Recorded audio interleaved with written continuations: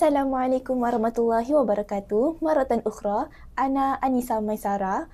Al-yawm sawfa arwi lakum an kisah Juha syija'un jiddan. Juha seorang yang sangat rajin. Ceritanya macam ni. Juha dikenali dengan keberanian dan kesungguhannya untuk bekerja dengan tekun dan rajin oleh penduduk-penduduk kampung. Disebabkan oleh kisah-kisah yang diceritakan olehnya kepada rakan-rakannya. Mereka, penduduk kampung, akan berhenti di satu tempat dan mengelilingi Juha untuk mendengar jenaka Juha ini. Pada ketika itu, Juha tidak bekerja. Pada satu hari, ada seorang peniaga tua yang datang ke kampung dan bertanya jika ada orang yang boleh bekerja untuknya. Maka orang-orang kampung pun cakap, Juha adalah orang yang tepat untuknya. Okay. Peniaga itu kemudian tanyakan kepada Juha jika dia boleh membantu dia dalam bekerja. Peniaga itu berkata, Laqad sami'tu an syaja'atik wa hubbik lil amal. Dan jika kamu bersetuju untuk bekerja denganku, aku akan janjikan ganjaran yang lumayan kepada kamu. Okay.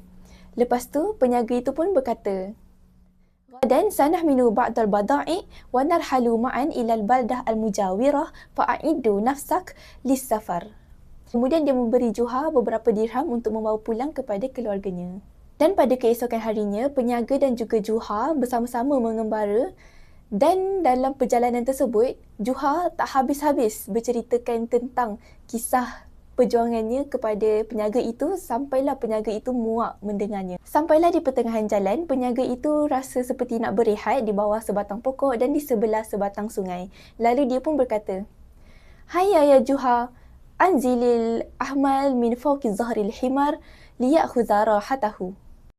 Kemudian Juha pun berkata, Asif ya Sayyidi, ana la astati' li'anna dhira'i tu'limuni. Dan selepas beberapa ketika, peniaga itu pun berkata, Izan hayya adkhul lana ta'am li na'kul.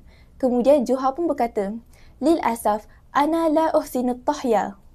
Kemudian peniaga itu pun memasak makanan dan meletakkan makanan di dalam pinggan, lalu dia berkata, Hayya ya Juha, ahdir lana ba'dal ma' minan nab'i. Namun Juha berkata, Akhsha ya Sayyidi an tabtalla malabisi fa usaba bil bardi. Peniaga itu ambil sedikit air daripada sungai dan dia berkata, Ta'al li tanawuli ta'am ya Juha. Juha pun berkata, Sa'af'alu zalik hatta la tazunnu annani la astati'u amal syai'. Dan apabila mereka telah selesai makan, tiba-tiba muncul seekor beruang yang besar di hadapan mereka.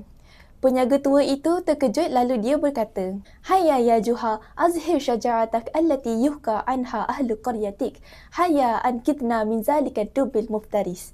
Kemudian Juha berkata dalam ketakutan, Maza af'al, innani la astati an unkid nafsi min fa'rin saghirin, walakinna alaika an taf'al misla ma af'al. Kemudian peniaga itu pun berkata, Wa maza af'al. Kemudian Juha pun berkata, Hakaza. Juha pun melarikan diri daripada beruang itu. Beruang itu mengejar Juha meninggalkan peniaga dan juga kedainya.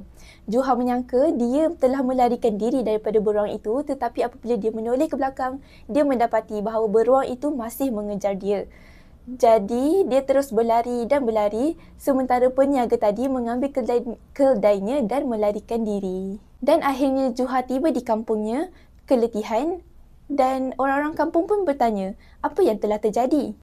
Kemudian Juha pun menjawab, Laqad anqaztu ar-rajul minad-dub walakinna ad-dub ja'alani adfa' saman zalik jariyan wa faza'an.